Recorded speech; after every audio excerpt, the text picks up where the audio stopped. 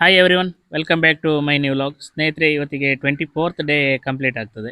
ಹಾಗೆ ಬೆಳವಣಿಗೆ ಎಲ್ಲ ಚೆನ್ನಾಗಿದೆ. ಹಾಗೆ ಮತ್ತೇನು ಸಮಸ್ಯೆ ಇಲ್ಲ. ಸಮಸ್ಯೆ ಇರುವಂಥದ್ದು ಒಂದು ಸ್ವಲ್ಪ ಸ್ನೀಸಿಂಗ್ ಇದೆ. CRD ಬರುವ ಚಾನ್ಸಸ್ ಇದೆ ಅಂತ ಕಾಣ್ತದೆ. ಹಾಗಾಗಿ ಸ್ವಲ್ಪ ಸ್ನೀಸಿಂಗ್ ಸ್ಟಾರ್ಟ್ ಆಗಿದೆ. ಅದಕ್ಕೆ ನಾವೀಗ ಮುಂಜಾಗ್ರತೆ ಅಂದರೆ ಸ್ಟಾರ್ಟಿಂಗಲ್ಲಿ ಏನಾದರೂ ಮೆಡಿಷನನ್ನು ಮಾಡಿಕೊಂಡ್ರೆ ಸ್ವಲ್ಪ ಅದರಿಂದ ನಾವು ಬಚಾವಾಗ್ಬೋದು. ಈ ಸಮ್ಮರ್ ಸೀಸನ್ನಲ್ಲಿ CRD ಏನಾದರೂ ಬಂದರೆ ತುಂಬ ಕಷ್ಟ ಮರಿಗಳನ್ನು ಉಳಿಸ್ಕೊಳ್ಳೋದು. ಯಾಕೆಂತೇಳಿದರೆ ಆಲ್ರೆಡಿ ಸ್ಟ್ರೆಸ್ ಇರ್ತದೆ. ಸ್ಟ್ರೆಸ್ ಇದ್ದಾಗ ಅವಾಗ ಬ್ರೀತಿಂಗ್ ಪ್ರಾಬ್ಲಮ್ ಜಾಸ್ತಿಯಾಗಿ ಇಮ್ಮಿಡಿಯೇಟ್ ಒಂದು ಮಾರ್ಟಿಲಿಟಿ ರೇಟ್ ತುಂಬ ಹೈ ಆಗ್ತಾ ಹೋಗ್ತದೆ. ಹೇಳಲಿಕ್ಕಾಗೋದಿಲ್ಲ. ಅವುಗಳನ್ನು ಉಳಿಸ್ಕೊಳ್ಳೋದು ತುಂಬ ಕಷ್ಟ. ನಾವು ಪ್ರಾರಂಭಿಕ ಹಂತದಲ್ಲೇ ಅದಕ್ಕೆ ಏನಾದರೂ ಒಂದು ನಾವು ಮೆಡಿಸಿನನ್ನು ಮಾಡಿ ಅದನ್ನು ಕಂಟ್ರೋಲಿಗೆ ತಗೊಂಡಿಲ್ಲ ಅಂತೇಳಿದರೆ ಸಮ್ಮರ್ ಬ್ಯಾಚಲ್ಲಿ CRDಯಿಂದ ಮರಿಗಳನ್ನು ಉಳಿಸ್ಕೊಳ್ಳಿಕ್ಕೆ ಆಗೋದೇ ಇಲ್ಲ ಅಂತ ಹೇಳ್ಬೋದು. ಈ ಆಟೋಮೆಟಿಕ್ ಡ್ರಿಂಕರ್ ಶೆಡ್ಡಲ್ಲಿ ಏನಂತ ಹೇಳಿದರೆ, ಏನಾದರೂ ರೋಗದ ಲಕ್ಷಣಗಳು ಕಂಡು ಬಂದರೆ, ಏನಾದರೂ ಬೆಳಿಗ್ಗೆ ಇದ್ದರೆ ಸಂಜೆ ತನಕ ಫುಲ್ ಶೆಡ್ ಕವರ್ ಆಗುವಂಥ ಚಾನ್ಸಸ್ ಇರ್ತದೆ. ಯಾಕೆಂತೇಳಿದರೆ ರೋಗ ಹರಡುವುದು ಈ ಆಟೋಮೆಟಿಕ್ ಡ್ರಿಂಕರಲ್ಲಿ ಬಹುಬೇಗ ಅಂತಲೇ ಹೇಳ್ಬೋದು. ಯಾಕೆಂತೇಳಿದರೆ ಒಂದು ರೋಗಗ್ರಸ್ತ ಕೋಳಿ ಆ ನೀರನ್ನು ಕುಡಿದು ಹೋದ ತಕ್ಷಣ ಆ ಡ್ರಿಂಕರಲ್ಲಿ ಅದರ ರೋಗಾಣುಗಳು ಬೆಳೀತದೆ. ಆವಾಗ ಬೇರೆ ಮರಿಗಳು ಬಂದು ಅದೇ ನೀರನ್ನು ಕುಡಿಯೋದ್ರಿಂದ ಅದೇ ರೋಗ ಲಕ್ಷಣ ಮತ್ತೊಂದು ಕೋಳಿಗೂ ವ್ಯಾಪಿಸ್ತಾ ಹೋಗ್ತದೆ. ಒಂದಿರೋದು 100 ಇರೋದು 1000 ಆಗ್ತಾ ಹೋಗ್ತದೆ ಗಂಟೆ 2 ಗಂಟೆ ಟೈಮಲ್ಲಿ.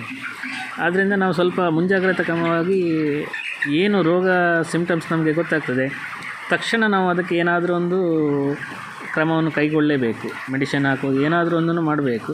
ಬಟ್ ಇವಾಗ ನನಗೆ ಮೆಡಿಷನ್ ಇಲ್ಲ ಇವತ್ತಿಗೆ. ಆ ಕಾರಣದಿಂದ ನಾನು ಅದನ್ನು ಆದಷ್ಟು ಹತೋಟಿಯಲ್ಲಿ ಇಟ್ಕೊಳ್ಳಿಕ್ಕೆ ನಾನು ಪ್ರಯತ್ನ ಪಡಬೇಕು. ಏನಂತ ಹೇಳಿದರೆ, ನಾವಿವಾಗ ಕ್ಲೀನ್ ಟ್ಯಾಬನ್ನು ನಾವು ಹಾಕ್ತೀವಿ ನೀರಿಗೆ. ಅದೇ ಕ್ಲೀನ್ ಟ್ಯಾಬನ್ನು ನಾವು ಸ್ವಲ್ಪ ಹೈ ಡೋಸ್ ಮಾಡಿ ಕೊಟ್ಟರೆ ಸ್ವಲ್ಪ ಕಂಟ್ರೋಲಲ್ಲೇ ಇರ್ತದೆ. ಇವಾಗ CRD ಸ್ನೀಸಿಂಗ್ ಆಗಲಿ 1-2 ದಿನದವರೆಗೆ ತಡೆಯಬಹುದು.